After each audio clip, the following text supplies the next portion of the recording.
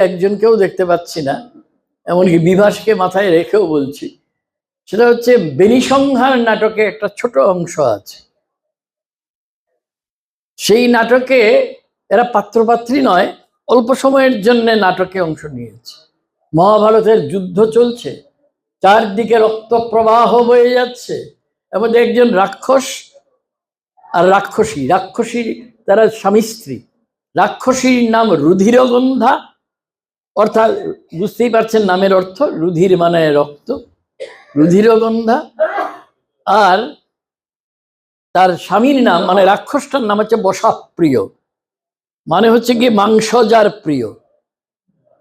তখন এই অংশে রুধিরপ্রিয়া বলছে তার স্বামীকে, আহা কি চমৎকার মাংস খেতে পাচ্ছি, একজন একজনকে মারছে কৌরব পাণ্ডবেরা, কত রক্ত বয়ে যাচ্ছে, কিন্তু হায় আর কতদিন এটা খেতে পাবো, এত আনন্দের ভোজ।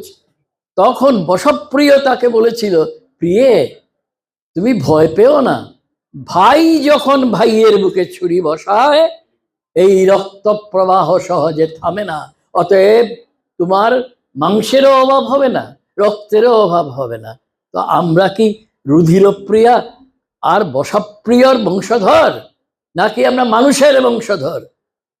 সেই জন্যে মণিপুরে আজকে যেটা ঘটছে, যারাই ঘটাচ্ছে রুধিরপ্রিয়া আর বশপ্রিয়ার বংশধরেরা, তাদের কি জয় আমরা চাইব? এটা আমরা নিজেরা প্রশ্ন করি। চলুন, আমি এটা নিয়ে আর কথা বলবো না। আমি শুধু এটাই বলবো যে এই ধরনের বই আরো প্রকাশিত হোক। আমি বই নিয়ে কিছু বলছি না, বলতে গেলে অনেক কথা বলতে হয়। শ্রীমান আমাদের মণিপুরের মান্য অতিথি যা বলেছেন, তারপরে আমার আর খুব বেশি বলার নেই।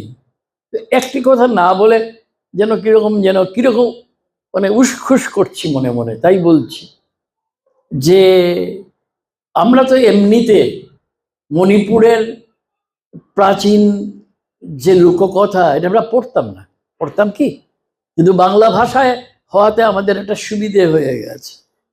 কিন্তু উনি একটা ভান্ডার তৈরি করেছেন।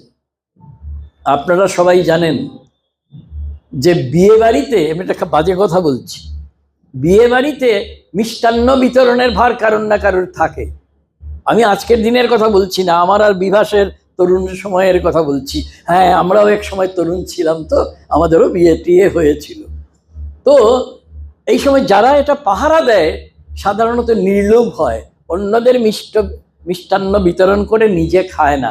তো আমাদের এই গৌতম সিংহ কিংবা কালের সিংহ, তিনিও ভান্ডার তৈরি করে দিয়েছেন। এইবার সেটাকে কিভাবে বিশ্লেষণ করবেন যারা পড়বেন, সেটা তাদের ব্যাপার। এ বিষয়ে আমাদের এই অশীতিপর তরুণটির কিছু বলার নেই। তিনি আমাদের জন্যে একটা ভাড়ার তৈরি করে দিয়েছেন। এবার এটার মানে কি, তাৎপর্য কি, এটা পরবর্তী প্রজন্মের যারা আছেন তারা তার মতো তরুণ নন, বয়সে হয়তো তার থেকে অনেক ছোট, কিন্তু মনের দিক দিয়ে হয়তো তত তরুণ নন।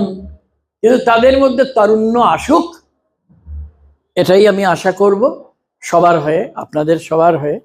এবং এইটাই বোধহয় আজকের দিনের সবচেয়ে গুরুত্বপূর্ণ কাজ। এবং এই পঞ্চমবার বলছি, এটা একটা ঐতিহাসিক মুহূর্ত শান্তি, কারণ এই সুযোগটা আমরা পেয়েছি। ধন্যবাদ আপনাদের। নমস্কার এবং ধন্যবাদ স্যার। আপনার সেই উৎসাহমূলক বক্তব্য আমার বাবাকে আরো নতুন প্রাণ ভরে দিয়েছেন। দীর্ঘজীবী